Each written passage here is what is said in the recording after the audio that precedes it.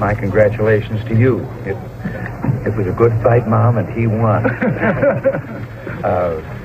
My congratulations, and of course, you know that as we both agreed all the way from the very beginning, once the fight was over, we're on the same side and we go forward together.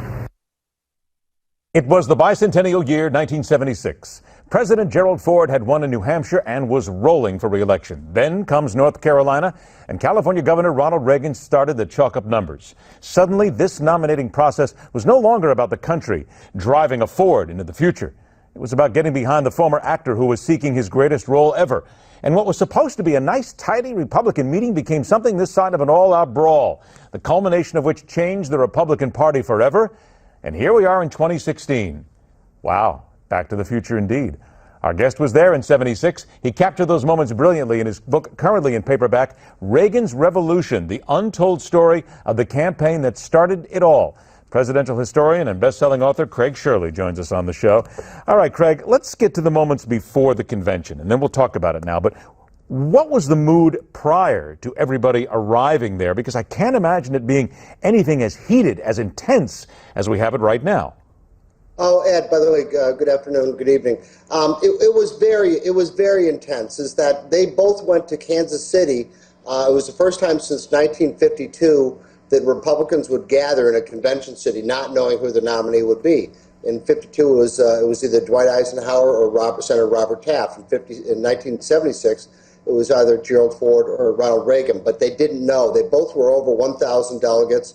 You needed 1,130 delegates for a first ballot nomination, and it was hand-to-hand combat. They fought over everything. You know, the week before the convention was platform week, and that's where the Credentials Committee met, the Rules Committee, and the Platform Committee, and they would craft a platform on what the Republican Party stood for. And Reagan was opposed to the ERA, Ford supported the ERA, Reagan was opposed to abortion, Ford was ambivalent on abortion, Reagan wanted a strong foreign policy plank, Ford wanted one that was more acceptable to Henry Kissinger. So they agreed on virtually nothing in the week before the convention. But did you get the sense that there was violence to be had? I mean, let's be very frank here. The seething hate that we have right now that's going through many people, voters, constituents in the Republican Party, it's palpable. I can't imagine anything like that in the 70s.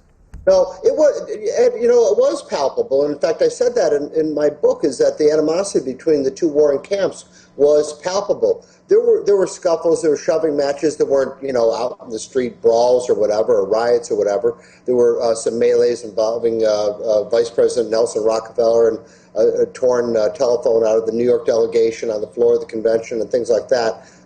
There was a lot of arguing, there's a lot of yelling, but there wasn't out and out bloodshed, that's for sure. But they were fighting for something much higher than just credentials or passes or whatever. They were fighting for the future of the Republican Party, and so everybody came to the fight pretty much with clean hands. I didn't detect any venality on the part of the Ford forces or the Reagan forces. They just had opposing views on how to move the country forward. Were they able then to come out? I mean, obviously they were able to come out and strike a chord eventually, but how long did it take to repair the schism that was created there?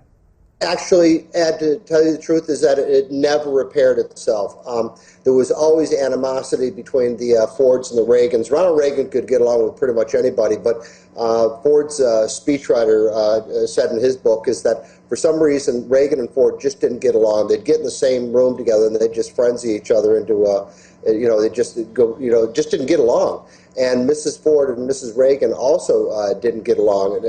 So it was just, and of course, Ford almost came out of retirement in 1980 to challenge Reagan in the primaries when Reagan looked like he was barreling toward a first ballot nomination, and Ford came this close to jumping back into the contest just to stop Ronald Reagan from getting the nomination. So their animosity never really ever healed. I got 30 seconds left. This convention coming up in Cleveland. You've been here before. How fearful are you that this will erupt into full-blown violence, that reporters who are now being trained in order to be prepared for it are going to have to use that training? Well, I don't think it's going to be Chicago in 1968, where Democratic delegates beat up reporters like Dan Rather and other network reporters. is that there's going to be protests in the streets. There's no doubt about it. The organized left, Black Lives Matter and college professors and other left-wing pressure groups will be there in force. I suspect there'll be a lot of heated discussion on the floor, but I doubt very much it'll actually come to blows or come to violence. From your lips to God's ears, let's only hope at that point, because it won't be fun to watch. But as you've pointed out and we've talked about before, the Republican Party is changing once again right before our very eyes. Craig Shirley, always a pleasure, my friend. Thanks for joining us. Don't forget, stay with us, because the lightning round comes up a little bit later on, right here on the Hard Line. The simple question tonight: what is so bad about a contested convention, huh? You're going to tell me. We're going to go at it. 1-877-NEWSMAX comes up later. Stay with us. The Hard Line continues.